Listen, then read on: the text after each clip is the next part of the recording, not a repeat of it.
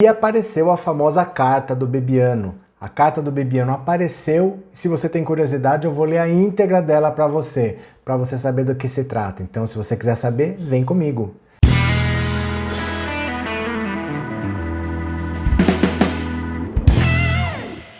Olá, meus amigos, tudo bem com vocês? Que bom que vocês voltaram. Se você é daqui pela primeira vez, seja muito bem-vindo, muito bem-vindo. Meu nome é Roberto Cardoso. Por favor, já se inscreve no canal, coloca o seu dedinho aí no inscrever-se, porque a gente já está praticamente no 100 mil. Ajuda a gente a atingir essa meta. E se você ainda quiser contribuir com o canal, você pode se tornar membro por R$ 7,99 por mês, aí é a seu critério. Tá tudo bem? Olha, o Gustavo Bebiano, se você não sabe quem é, eu já expliquei aqui no canal, vai ter um vídeo aqui em cima onde você pode entender direitinho quem foi o Bebiano. Ele deixou uma carta que apareceu agora, depois que ele morreu. Essa carta tem alguns detalhes sobre a relação dele com o presidente Jair Bolsonaro.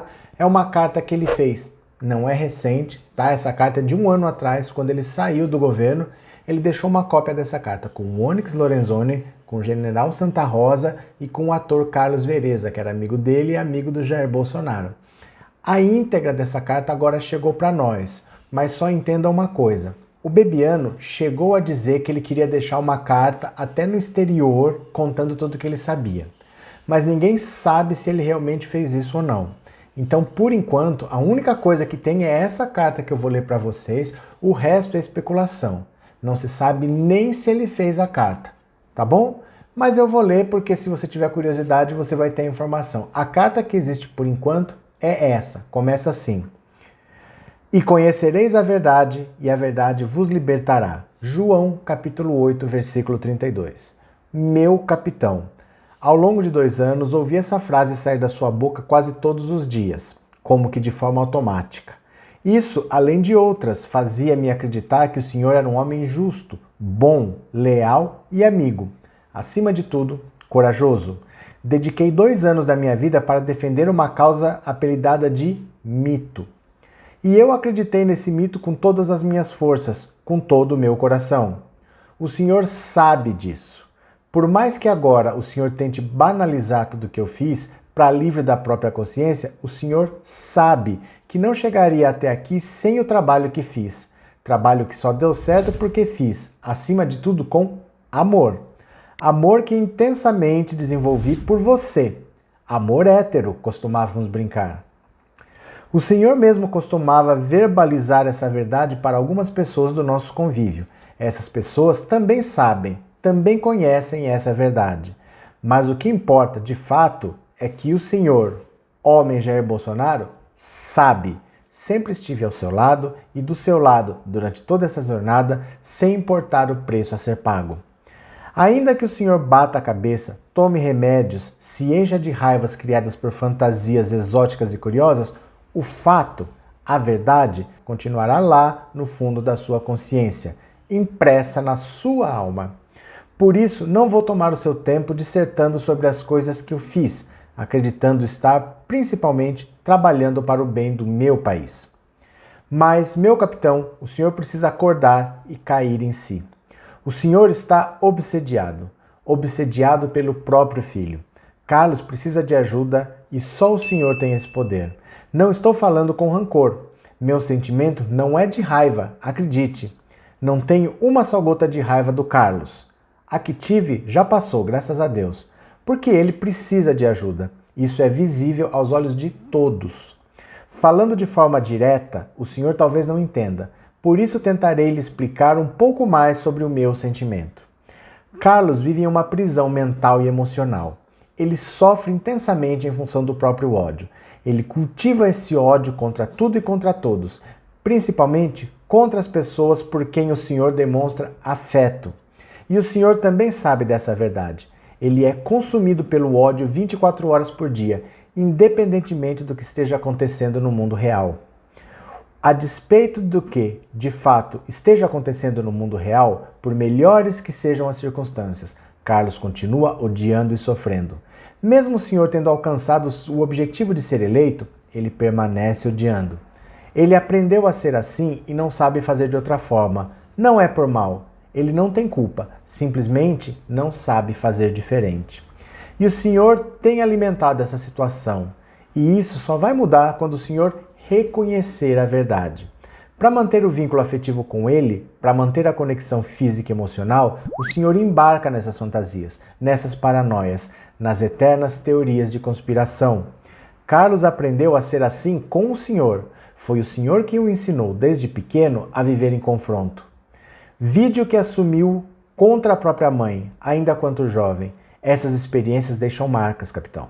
A mente humana é muito profunda e complicada. É bom estar preparada para os confrontos. Viver em permanente estado de beligerância nubla a mente e a existência. O seu erro tem sido fazer exatamente o contrário daquilo que prega. O seu pecado é, nesse caso, não reconhecer a verdade e, portanto, não se libertar, nem libertar o próprio filho, que é o que mais sofre. Ao agir assim, o Senhor se mantém preso, mantém o seu filho preso, gera um rastro terrível de destruição à sua volta. O Senhor distrai os seus principais amigos e inimigos. O Senhor destrói os seus principais amigos e aliados. O Senhor se torna uma pessoa injusta com os outros. Além disso, alimenta e incentiva o comportamento viciado do filho, impedindo-o de se libertar do ódio. Tenha certeza de que, daqui a pouco tempo, o problema envolverá outra pessoa, e depois outra, e depois mais outra, num rastro interminável de ódio e destruição. Leia a Bíblia e veja as consequências invariáveis decorrentes do ódio. O ódio é uma energia terrível e incontrolável que tudo destrói. O ódio abre o canal de sintonia com o que há de pior no mundo espiritual. Acredite, sem saber, sem querer e sem perceber, Carlos se tornou um canal aberto para as influências espirituais negativas. Ele se tornou obsediado e, por consequência, obsedia o Senhor. Isso é um círculo vicioso terrível. O mal opera por aí. Ao contrário do que muita gente pensa, o mal nem sempre age pelas mãos de Adélios. Na maioria das vezes, age de forma ardil e subreptícia, pela mente de pessoas próximas a nós, que nos amam e a quem também amamos. Acredite nisso, capitão. O mal opera utilizando as fraquezas de cada um, ou, como se diz no jargão religioso, pelo pecado. Se a pessoa tem a tendência de beber, será influenciada a beber. Se a pessoa tem a tendência a sentir ciúmes, será colocado em circunstâncias propícias a sentir ciúmes. Se a pessoa tem a tendência a odiar, ela será a ferramenta usada. No seu caso, essa é a chave por meio da qual o mal opera. É por meio do seu próprio pecado. O Senhor cultiva e alimenta teorias de conspiração, intrigas e ódio, e ensinou seus filhos a fazerem o mesmo. O melhor discípulo foi o Carlos, pois é o que tem maior conexão espiritual com você. O problema é que ele é muito forte, muito intenso, e o Senhor perdeu o controle sobre o pitbull. Hoje ele morde aleatoriamente as pessoas, sem que o Senhor consiga segurá-lo. Pior do que isso, quando o Senhor tenta segurá-lo, ele se vira e morde o Senhor mesmo. E com esse canal aberto, o mal segue operando. Os obsessores instigam vocês dois a desconfiarem das pessoas e sentirem o ódio.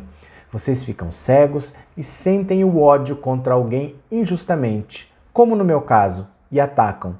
A vítima do ataque também passa a sentir ódio, pois foi atacada. No meu caso, fui atacado injustamente em público. Ao sentir ódio, eu também tenho vontade de atacar, de retribuir a agressão. E assim o círculo vicioso se amplia, num rastro sem fim de destruição, cumprindo a missão dos obsessores que pretendem manter o Brasil no mesmo padrão moral inferior. Portanto, meu amado capitão, só há uma forma disso tudo acabar bem, em benefício do nosso Brasil. O Senhor precisa romper esse ciclo de ódio, do fundo do seu coração, do fundo da sua alma, com toda a sua força. O Senhor é um homem bom, justo, permita que isso venha à tona. Quebre os padrões negativos. Só o amor pode fazer isso. Só o amor tem o poder de salvar o Brasil e livrá-lo das influências negativas que o prejudicam. Peço perdão ao Senhor pelos meus sentimentos que tive nos últimos dias. O Senhor pode ficar tranquilo. Vou embora em paz. Quero apenas que dê certo. Não posso crer que tudo que foi feito tenha sido em vão. Tenha certeza que nunca o traí. Nunca fiz nada pelas costas. Nunca plantei nota desfavorável ao Senhor ou aos seus filhos. Nunca vazei áudio. Não há complô algum. Talvez o senhor nunca enxergue isso, mas minha consciência sabe. Isso é o que basta. Minha missão chegou ao fim aqui. A sua não. Reconheça seus erros para si próprio. Faça um profundo exame de consciência. Limpe o seu coração. Recupere o Carlos pelo seu exemplo. Ele vai aprender. Ele é um bom garoto. Só precisa da sua ajuda. Fique com Deus e um beijo no seu coração. Hétero. O senhor continuará a ser o meu mito.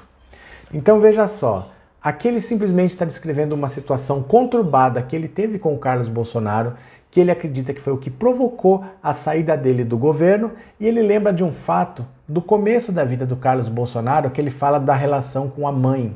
Se você não sabe, eu vou contar rapidamente.